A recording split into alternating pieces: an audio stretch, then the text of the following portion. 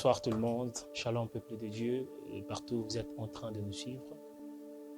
Alors nous revoilà encore à ces merveilleux programmes que nous avons commencé depuis peu. Nous avons commencé avec une série de thématiques inspirées par l'Esprit de Dieu. Vous étiez nombreux à suivre. Nous avons reçu des témoignages, nous avons reçu des messages, des interactions. Je pense que ce programme est en train de faire tellement du bien au corps du Christ d'une manière générale. Notre live vient de commencer. Je vous prierai de partager le lien du live afin de faire bénéficier plusieurs personnes de ces merveilleux programmes que nous sommes en train de suivre ensemble. Nous avons commencé depuis peu de parler sur bâtir une vie de prière qui est fervente, qui est efficace et constante.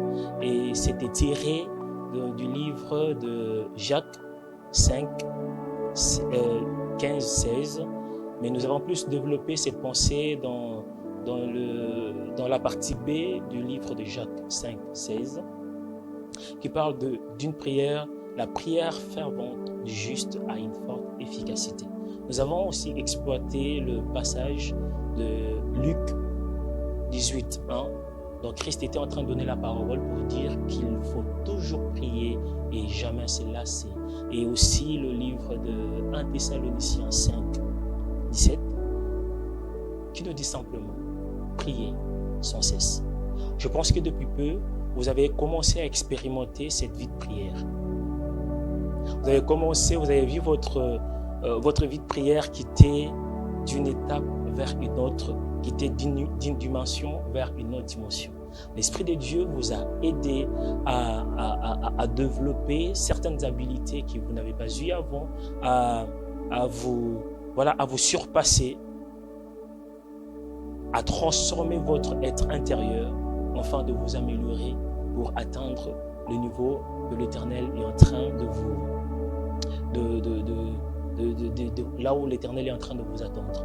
Alors nous avons commencé par la prière fervente. Nous avons dit que le but d'une prière n'est pas simplement pour prier.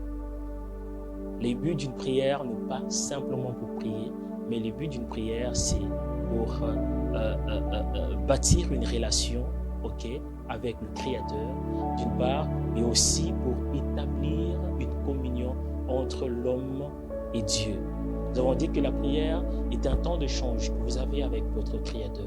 La prière doit être une respiration pour un enfant de Dieu. Nous avons dit qu'une prière, ce n'est pas seulement les heures que vous passez, mais c'est plutôt le cœur que vous mettez dans ce que vous faites. La prière fervente, c'est une prière que vous faites avec cœur, avec zèle. C'est une prière que vous faites avec passion. David pouvait dire: j'étais dans la joie lorsqu'on me disait allons dans la maison de l'Éternel. Il pouvait encore dire: le zèle de ta maison me dévore. Le zèle de la maison de Dieu est en train de dévorer. C'est-à-dire, en fait, ça montre l'image de quelqu'un qui est passionné par Dieu.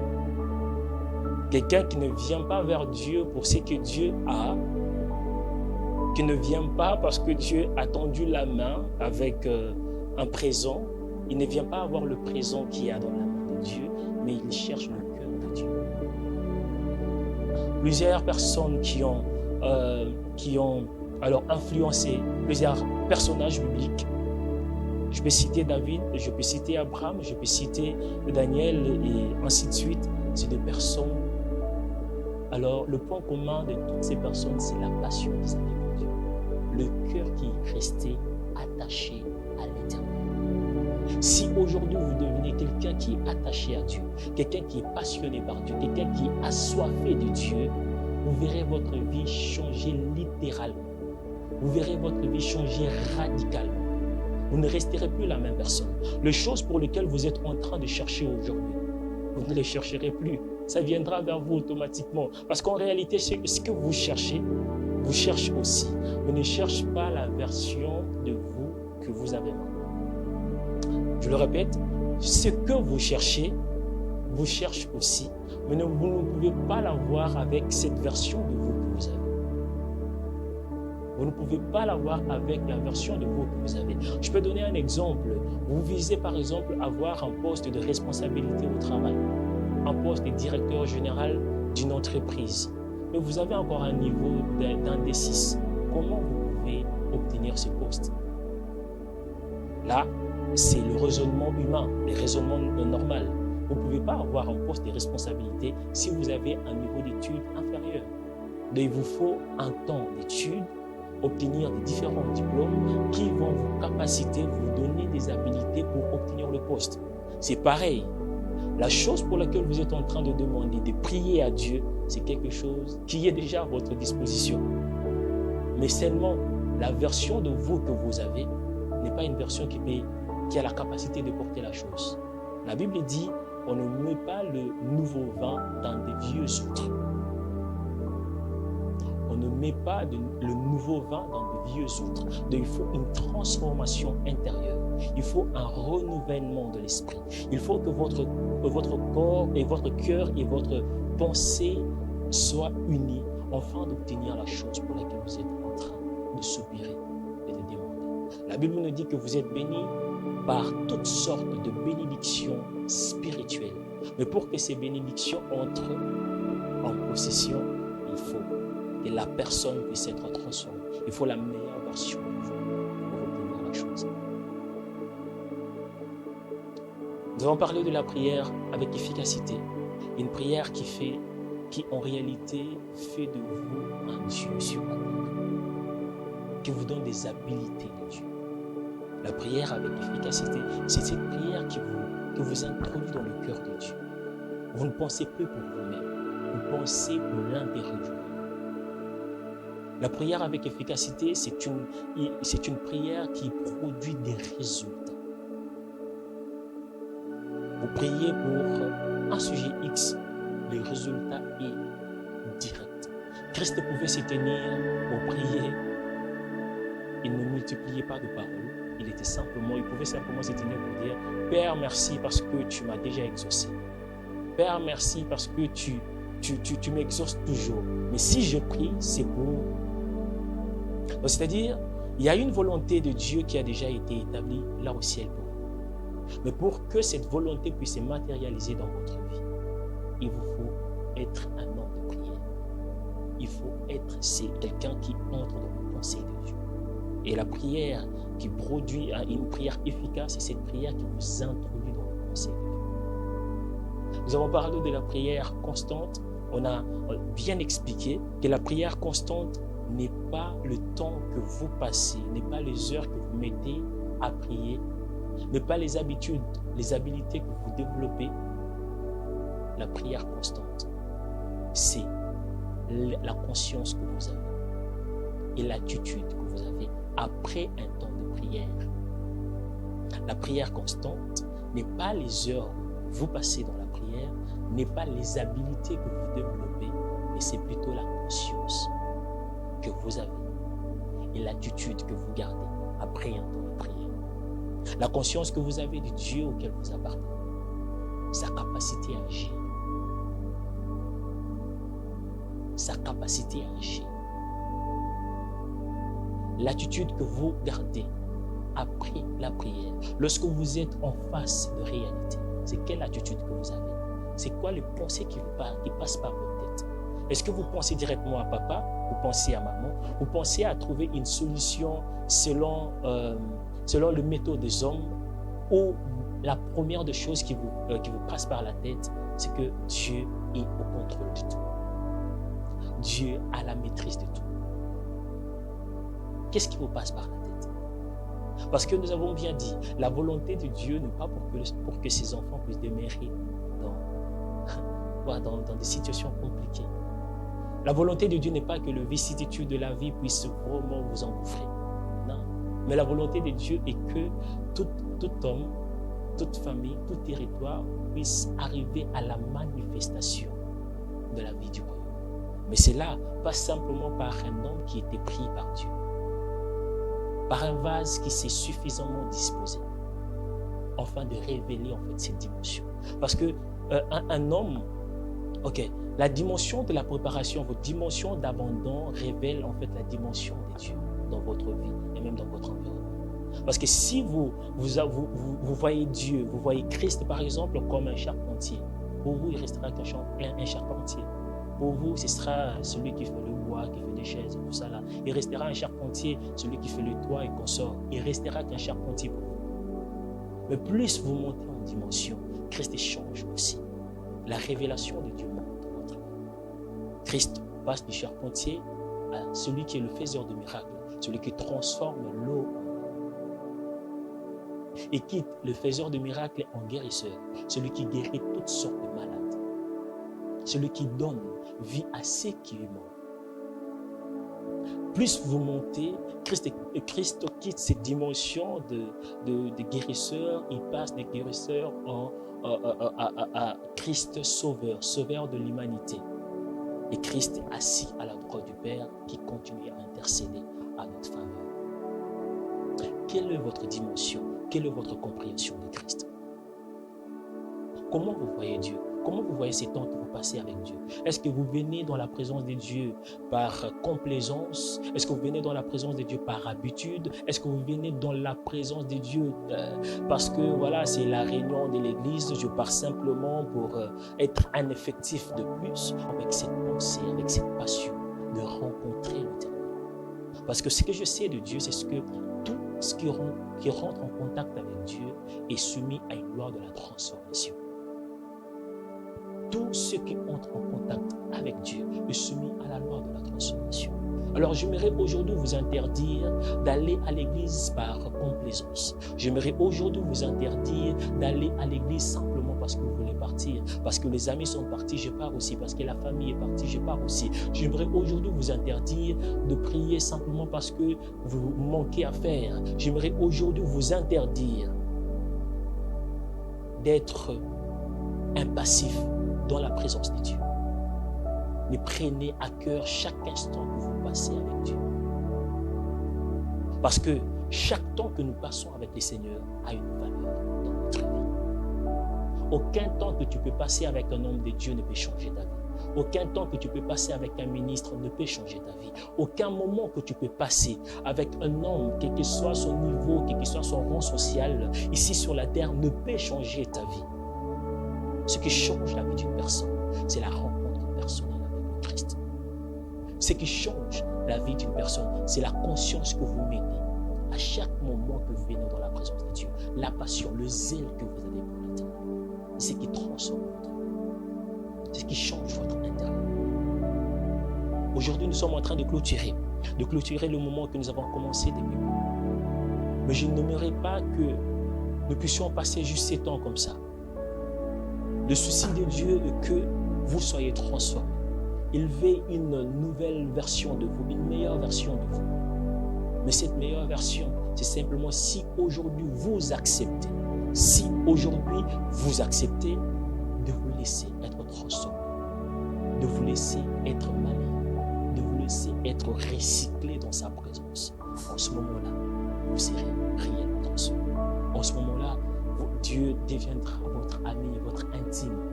En ce moment-là, tu seras un bien-aimé de Dieu. J'aimerais que tu aies un temps de prière avec moi.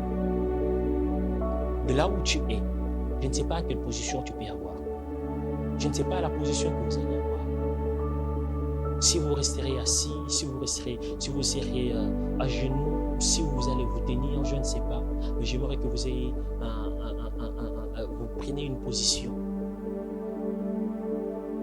Nous allons avoir des sujets de prière. Le premier sujet de prière, la première intention de prière, je dis, c'est prier pour que l'Esprit de Dieu fasse de nous une meilleure version. Pour que nous puissions devenir meilleurs. Pour que nous puissions devenir meilleurs. Le Saint-Esprit renouvelle notre intérieur. Est-ce que tu peux commencer à prier avec moi?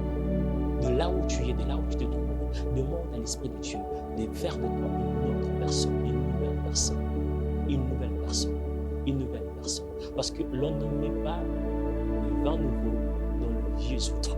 Dieu est sur le point de faire quelque chose d'étonnant avec toi. Dieu est sur le point de faire quelque chose qui n'a jamais existé dans ta famille avec toi. Dieu est sur le point de faire quelque chose quelque chose d'unique. Il est sur le point de faire de toi un signe et un présage.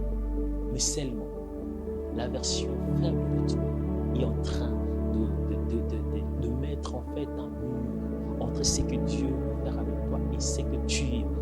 Est-ce que tu peux continuer à prier avec moi? Prie que l'Esprit de Dieu puisse transformer ton intérieur.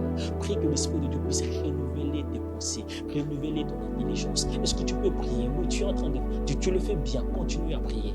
Continue à prier de là où tu es. L'Esprit de Dieu l'Esprit de Dieu est disponible. Il est disponible. Il n'est pas seulement ici avec nous sur le plateau. Il est même avec vous là où vous vous trouvez. Il est partout. Il est l'Esprit qui est partout. Il est l'Esprit qui voit tout. Il est l'Esprit qui a la capacité de tout faire. Est-ce que vous pouvez prier avec moi? La Bible dit que la main de l'Éternel n'est pas si courte pour agir. La main de l'Éternel est là où vous êtes. La main de l'Éternel est là où vous êtes. Elle vous touche. Elle vous transforme. Elle ôte tout ce qu'il y a d'impureté. Elle ôte tout ce qui est mauvais sémence dans votre vie. Elle enlève tout ce qui n'est pas de lui. Elle est en train de placer maintenant la vie de Dieu. Oui, la vie de Dieu. Vous serez transformé en autre personne. Est-ce que vous pouvez maintenant prier avec moi? Demandez la sensibilité. Priez avec moi, demandez que l'Esprit de Dieu vous rende sensible. Pour que vous puissiez devenir sensible à l'écoute de la voix de Dieu. Parce qu'il est important que vous venez dans la présence de Dieu, vous ne venez pas seulement pour monologuer. Vous l'avez dit tout à l'heure, le but d'une prière n'est pas simplement pour parler, monologuer. Mais lorsque vous venez prier, c'est un échange. Vous parlez, vous devriez entendre aussi Dieu. Mais il me semble que plusieurs fois vous avez entendu Dieu parler, mais vous avez éprouvé beaucoup de difficultés pour agir. Vous avez éprouvé beaucoup de difficultés pour vous mettre en alignement avec sa volonté. Mais aujourd'hui, l'Esprit de Dieu est disponible pour vous rendre encore plus sensible. Est-ce que vous pouvez continuer à prier avec moi? Que l'Esprit de Dieu puisse vous rendre sensible, que l'Esprit de Dieu puisse vous transformer votre intérieur, transformer toute votre vie, que vous puissiez devenir une personne très sensible à l'écoute de Dieu, trop sensible à l'écoute de Dieu. Priez avec moi, soyez en train de prier, soyez en train de prier. La dernière intention de prière, est-ce que vous pourriez maintenant prier pour que l'Esprit de Dieu vous donne cette vie de prière? Parce que c'est toute une vie, c'est tout un style que l'Esprit de Dieu vous donne. Une vie de prière, que vous deveniez un homme et une femme de prière. Que la vie de prière soit un style de vie. Christ Paul, en fait, le livre de Thessaloniciens 5,17 nous dit prier sans cesse. Prier sans cesse, ce n'est pas le temps de prière que vous passez, mais c'est un style de vie, c'est l'attitude que vous avez partout où vous êtes. Vous devriez être conscient que vous vous tenez devant la face de Dieu d'une manière permanente. Est-ce que vous pouvez prier avec moi? Que l'Esprit de Dieu puisse vous communiquer la vie de prière. Est-ce que vous pouvez continuer à prier? Est-ce que vous pouvez continuer à prier? Cette vie de prière va transformer votre être. Cette vie de prière fera de vous un homme sensible, fera de vous une meilleure version. Cette vie de prière fera en sorte que vous puissiez matérialiser la volonté de Dieu qui a déjà été établie dans votre vie. Cette vie de prière fera de vous un homme extraordinaire. Car on ne peut pas servir un Dieu extraordinaire et demeurer un homme ordinaire. Est-ce que je peux maintenant prier? Je peux maintenant prier pour vous. Merci Saint-Esprit de Dieu pour ce temps. Merci pour ce temps que nous avons passé de prière, toute une série. Tu as commencé à nous parler depuis le début. Voilà que nous sommes en train de clôturer aujourd'hui. Quelqu'un a pris la résolution d'abandonner les mauvaises choses. Quelqu'un a pris la résolution de se donner, de s'abandonner complètement et totalement. Quelqu'un s'est disposé pour être transformé. Alors maintenant, Saint-Esprit de Dieu, cette main qui est tendue n'est pas la mienne, mais c'est ta main qui touche le vie, qui touche les âmes, qui touche le cœur, qui transforme l'intérieur, qui renouvelle l'esprit, qui rend de personnes meilleures encore qu'avant. Atteins tes buts, Saint-Esprit de Dieu. Lorsque tous ceux qui ont des problèmes dans n'importe quel domaine, que ce soit des problèmes de maladie, que maintenant, comme je suis en train de prier, que tu puisses communiquer la guérison dans leur vie. Toutes sortes de maladies, tu as la capacité de guérir. Guéris le malade. Ceux qui ont des problèmes avec des problèmes professionnels, Saint-Esprit de Dieu, tu as la capacité de donner une vie professionnelle stable. Alors, rends-les stables dans leur profession. Ceux qui n'ont pas du travail, donne-leur du travail, Saint-Esprit de Dieu. Ceux qui ont des problèmes d'enfantement, de conception, Saint-Esprit de Dieu, donne le d'enfanter, afin que nous puissions témoigner encore de la gloire de Dieu. N'importe quel problème que les gens ont maintenant, ceux qui ont même des problèmes de conversion, donne-leur d'être convertis avec efficacité, donne-leur d'être convertis réellement, qu'ils reçoivent Christ et qu'ils appartiennent à Christ totalement et complètement. Ceux qui ont des problèmes de péché, qui n'arrivent pas à abandonner, Saint-Esprit de Dieu, toi tu es l'esprit de force. Donne-leur la force d'abandonner la masturbation, d'abandonner la fornication, l'immoralité, l'impudicité, d'abandonner le vol, le mensonge, toute forme de choses. Saint-Esprit de Dieu, donne-leur d'abandonner, qui t'appartiennent, que leur vie soit à toi, que le dessein du diable puisse échouer, que le plan du diable dans leur vie puisse totalement échouer et que toi tu puisses te glorifier, que tu glorifies Jésus dans leur vie, que les gens regardent l'ère avant et l'ère après, qu'ils témoignent réellement qu'ils t'appartiennent, qu'ils appartiennent à Jésus. Merci Saint-Esprit de Dieu. Nous promettons de te rendre gloire à toi et à toi seul. Au nom de Jésus-Christ. Amen. Merci, vous étiez nombreux à nous suivre. Aujourd'hui, c'était la clôture de notre temps d'une série qu'on a commencé sur la vie de prière fervente, efficace et constante. Et nous sommes très bénis de d'échanger avec vous. Vous pouvez nous laisser en commentaire vos témoignages, vos préoccupations, vos questions, même vos intentions de prière. Vous pouvez toujours nous laisser en commentaire. Nous allons lire, nous allons vous répondre. Sinon, pour nous vous donnons rendez-vous à une prochaine édition. Nous vous souhaitons une excellente soirée. Shalom.